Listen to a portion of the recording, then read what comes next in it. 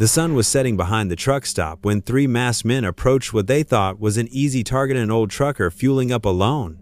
Graybeard, worn-out boots, hands stiff from decades on the road. He looked harmless, weak. They had no idea who they were messing with. By the time they realized their mistake, it was already too late. Enjoyed the story? Don't forget to like, subscribe, and hit the bell for more insane trucking tales. Would you have handled it differently? Comment below. More epic stories coming soon. The late afternoon sun cast long shadows across the nearly deserted truck stop.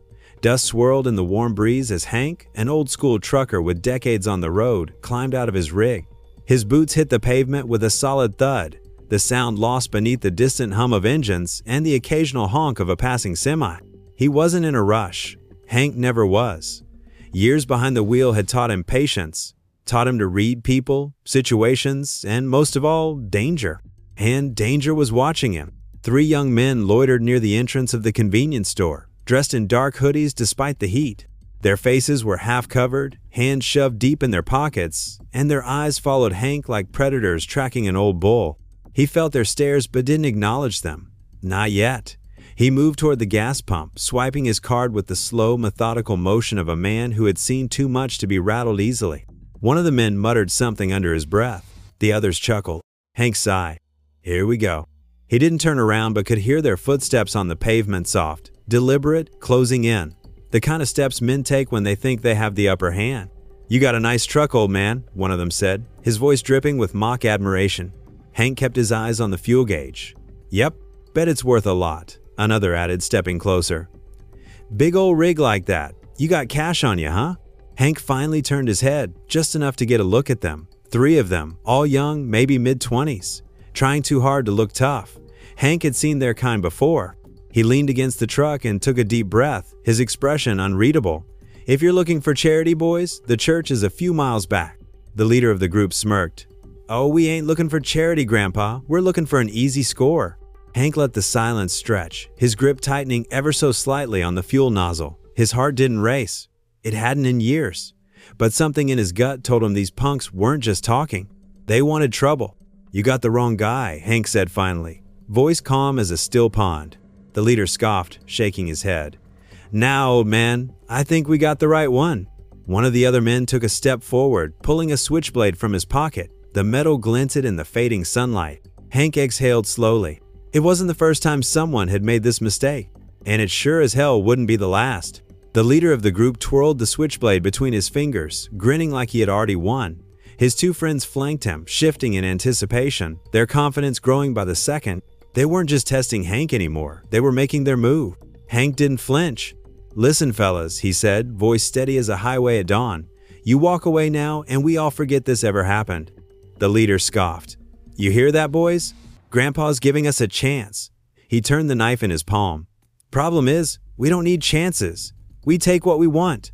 One of them stepped even closer, his breath reeking of cheap beer. Bet that old wallet of yours is packed. Bet you got some cash stashed in that truck too. Hank felt a slow burn in his chest, not fear, not anger, just that old, familiar annoyance. The kind he used to feel when greenhorn drivers thought they knew better than him. These kids had no idea what they were stepping into. One of them reached for Hank's pocket. Big mistake. Hank's hand shot out, clamping down on the kid's wrist like a steel vise. The punk yelped, surprise flashing across his face as Hank twisted just enough to make him stumble. The leader's smirk vanished. Wrong move, old man. A second later, a fist flew.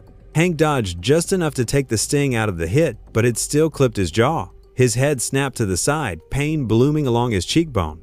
It had been a long time since someone had hit him. He slowly turned back, rolling his jaw. That all you got? The leader's expression twisted into something uglier. Oh, you're real funny, huh? He lunged. Hank sidestepped, letting the punk's own momentum work against him. The leader nearly crashed into the side of the truck, cursing as he caught himself. The third man, the quietest of the group, pulled a length of chain from his belt and swung it, metal links whistling through the air. Hank's patience snapped. He was done warning them. His stance shifted, the air around him changing. These boys thought they were in control. They were about to find out just how wrong they were. Hank exhaled slowly, rolling his shoulders as the punk with the chain swung again. This time, he didn't step back. He caught it. With a yank that sent the kid stumbling forward, Hank's other hand came up in a blurb-a-man elbow straight to the kid's nose. A sickening crack echoed in the empty lot. The kid crumpled like a busted tire, groaning and clutching his face. The leader and the other thug froze. Hank dropped the chain to the ground with a heavy clatter. "I tried to be nice," he said, voice like gravel. "You boys didn't listen."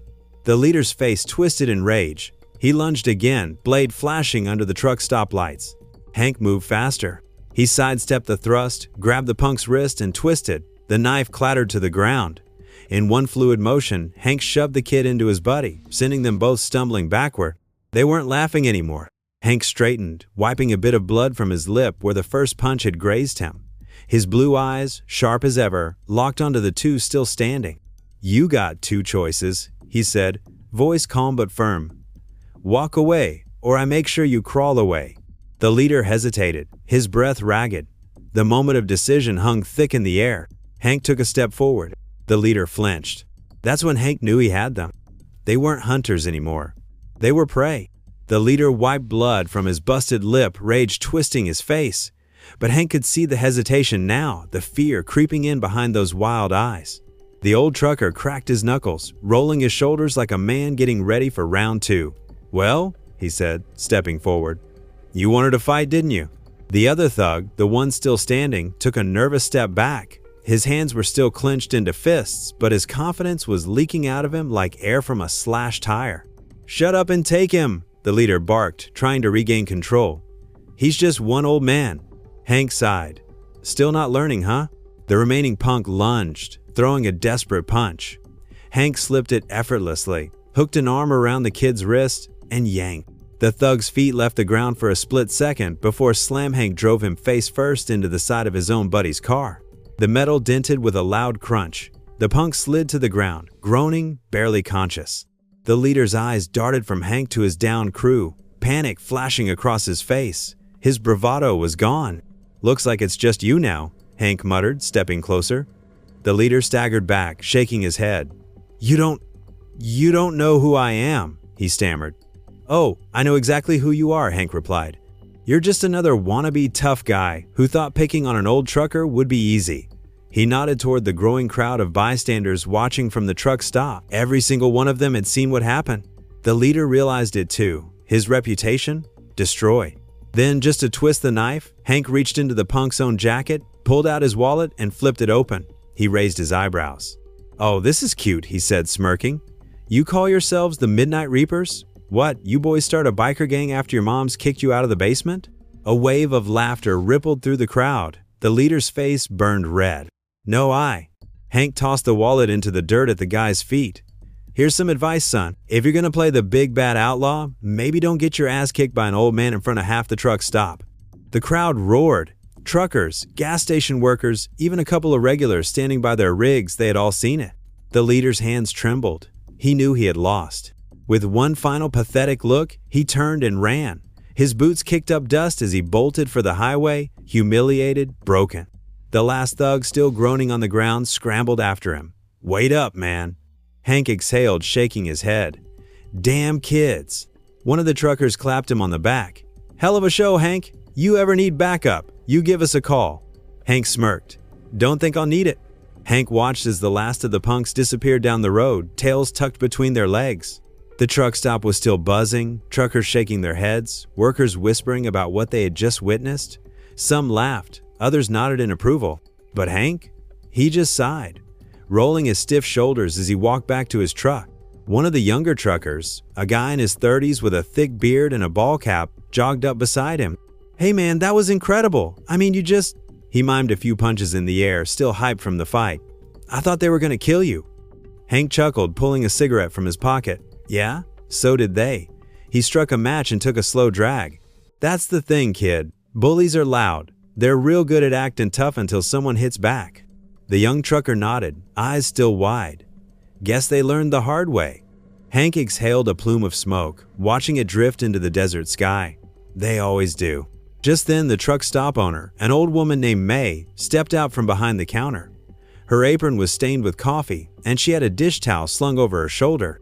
She looked Hank up and down, shaking her head. "You're too damn old to be getting into fights, Hank." "Didn't start it," he said, flicking the cigarette into the dirt. May snorted. Yeah, but you sure as hell finished it. Hank smirked but didn't say anything. She studied him for a moment, then sighed. Come on inside, coffee's on me. He hesitated, then nodded. Inside, the counter was packed with truckers still talking about what had happened. A few of them clapped him on the back as he passed. Hank just took a seat by the window. May poured him a fresh cup. So what now? The younger trucker asked, sliding onto the stool beside him. Those guys gonna come back for revenge? Hank stirred his coffee. Maybe, maybe not. He glanced out the window, watching the sun dip toward the horizon. Doesn't much matter. The younger trucker frowned. How can you be so sure? Hank leaned back, tapping his fingers against the counter. Because they know better now. He took a sip of his coffee, savoring the warmth. Bullies don't fight fair. They only go after people they think won't fight back. He set the mug down, fixing the younger man with a steady gaze. Lesson is don't be one of those people. The younger trucker nodded slowly, as if letting that sink in. Outside, the trucks rumbled in the lot, engines humming like a chorus. Another long night, another endless road ahead. But for Hank, it was just another stop. He cracked his knuckles one last time and turned to the young trucker. You ever let someone push you around? The younger man shook his head. Not anymore. Hank smirked. Good. And with that, he finished his coffee, tipped his hat to May, and walked out into the night. What about you? Have you ever stood up to someone who thought they could walk all over you? Let us know in the comments. And don't forget, like, subscribe, and stay tuned for more stories from the road.